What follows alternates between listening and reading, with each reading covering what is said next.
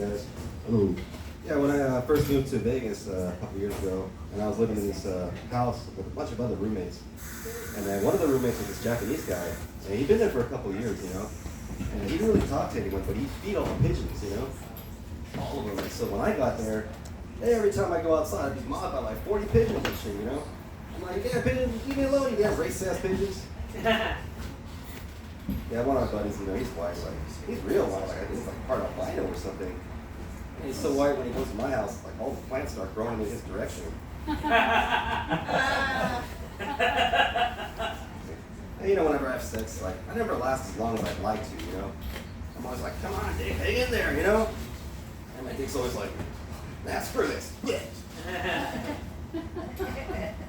let's go to water parks like every summer, you know.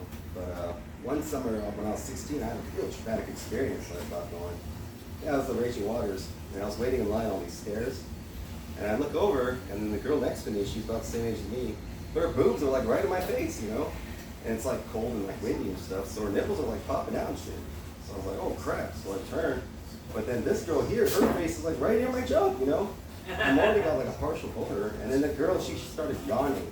And that was it. It was like, you know. And I was like, I gotta get out of here, you know. So I just like ran up the stairs to the slide. And apparently this is a common thing in raging waters. Because the lifeguard was like, just go, you know, come on. And then I got in and I jumped down, and then whatever I was safe. But then the whole way down, I was like, man, they really need to change the name of this place. Raging Boners.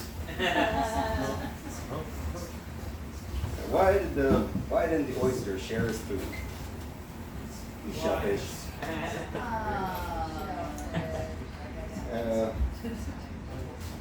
Okay, there was this boat, right? Sailor, you know, he's on this circus, hired onto this boat. It's just a bunch of dudes, you know.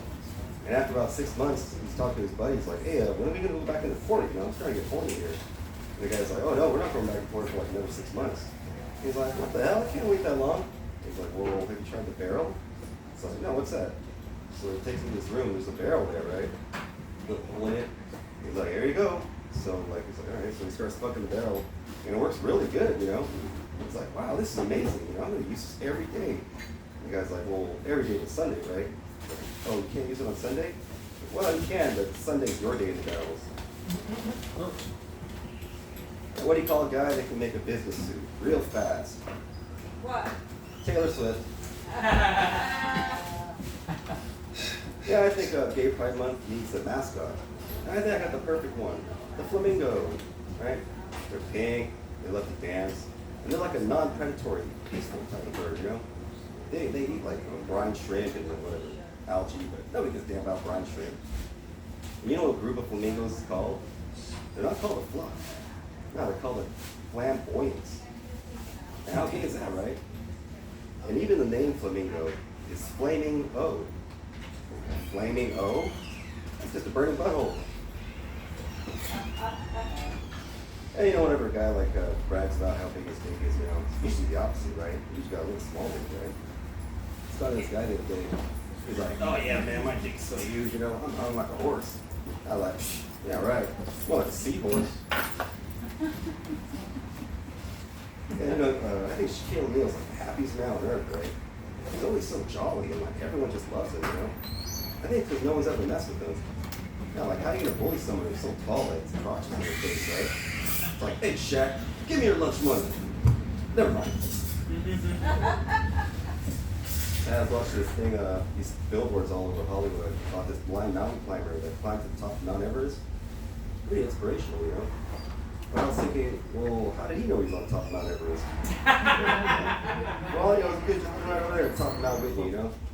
But then I was thinking, well, actually, that's a pretty good business idea. Getting paid to take blind mountain climbers up to the top of Mount Everest. Yeah, you know, there's that thing going around the internet where if you're a lady and you're alone in the woods, would you rather run into a bear or a strange man, right? And a lot of women are choosing the bear, you know.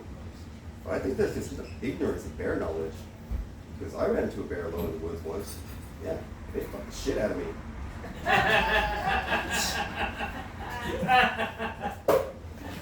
I was in the United States Army, the first cavalry division before that.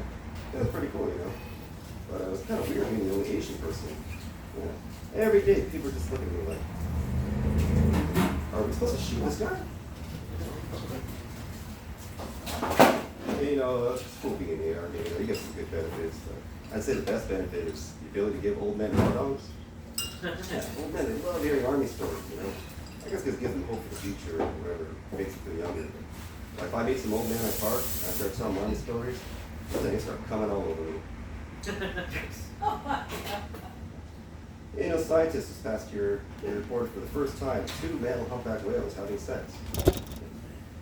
Warner Brothers already gonna make a movie about it. They're gonna call it Humpback Mountain.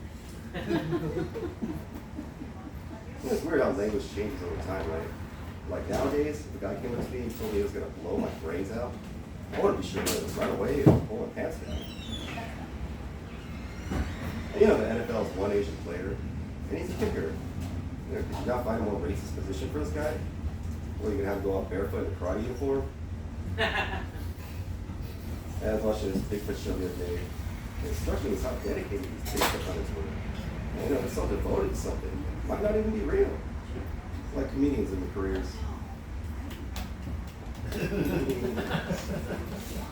Yeah, that's like all different types of women, like white, black, Asian, Hispanic.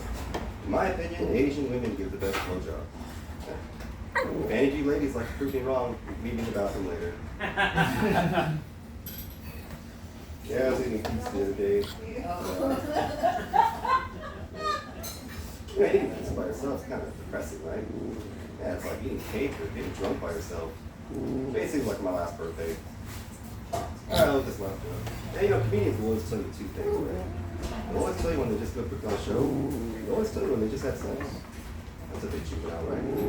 Like myself, I'm booked on a show in over a month.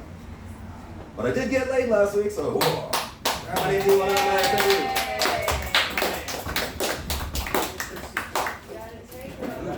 Thanks for holding my dog.